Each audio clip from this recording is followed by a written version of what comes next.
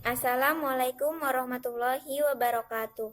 Perkenalkan, nama saya Suryati dari kelas 11 MIPA 2, SMA Negeri 1 Maja.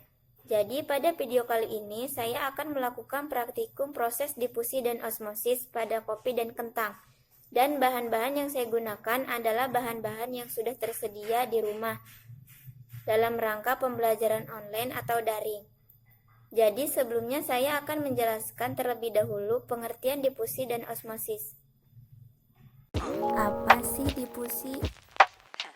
Difusi adalah proses bergeraknya molekul dari daerah dengan konsentrasi yang tinggi ke daerah dengan konsentrasi yang lebih rendah, yang terjadi secara spontan, dan zat yang berpindah adalah zat larut. Dan apa sih osmosis itu? Osmosis adalah perpindahan molekul pelarut atau air dari wilayah dengan konsentrasi tinggi ke daerah dengan konsentrasi rendah melalui membran semi-permeable sampai kondisi kesetimbangan telah tercapai. Pertama, kita akan melakukan proses difusi terlebih dahulu. Salah satu proses difusi adalah pembuatan kopi. Jadi inilah bahan-bahan yang digunakan untuk melakukan percobaan difusi pada kopi. Yang pertama ada kopi, kemudian sendok, kemudian 2 gelas, kemudian air panas, dan air dingin.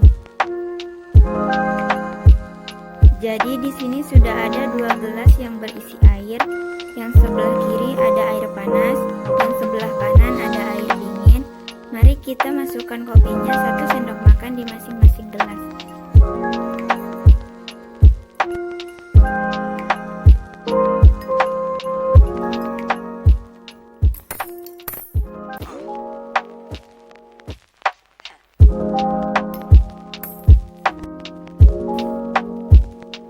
Setelah itu, kita tunggu kurang lebih 20 menit.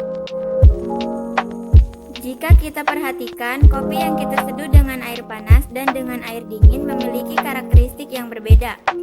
Di mana kopi yang diseduh dengan air panas lebih mudah terlarut, sedangkan kopi yang diseduh dengan air dingin ini akan sulit terlarut dan membentuk endapan.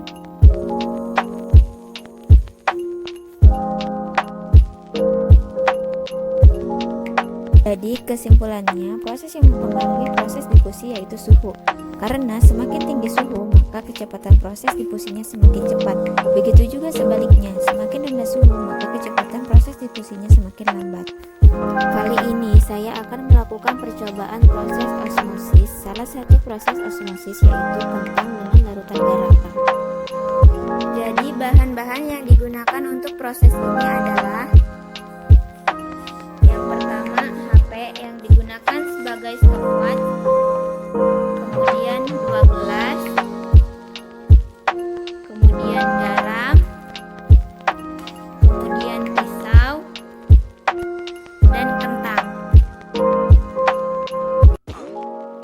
Di sini sudah ada 2 gelas yang berisi air biasa dan juga ada irisan kentang. Pertama, masukkan garam ke salah satu gelas yang sudah diisi air tadi. Berikan garam secukupnya. Lalu aduk.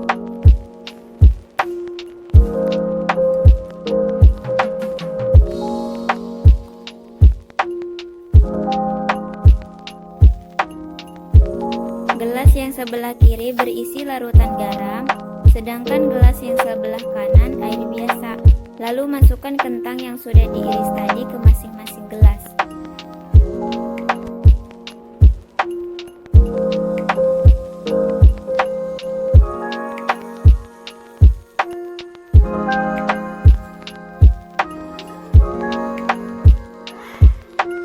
Lalu mulaikan stopwatch-nya.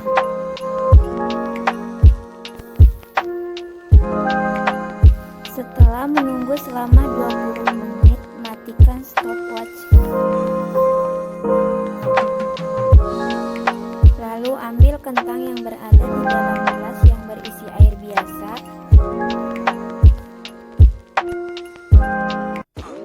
Terlihat kentangnya masih sangat kaku teksturnya dan masih seperti biasa, tidak ada perubahan.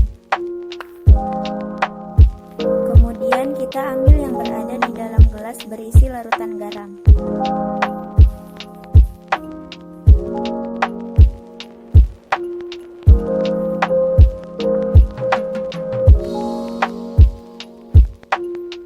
Terlihat kentangnya sangat lembek. Kentang yang berada pada gelas yang berisi larutan garam tersebut menjadi sangat lembek dikarenakan kentang yang hipotonis terhadap larutan garam, sehingga air yang ada pada kentang keluar dari sel-sel kentang yang menyebabkannya menjadi lembek. Kemudian untuk kentang yang berada pada gelas yang berisi air biasa, tidak ada perubahan terhadap kentang tersebut, masih terlihat keras dan kaku. Jadi kesimpulannya pada proses osmosis kali ini yaitu adanya perpindahan zat larut ke dalam kentang tersebut. Sekian yang dapat saya sampaikan, kurang dan lebihnya saya mohon maaf. Terima kasih. Wassalamualaikum warahmatullahi wabarakatuh.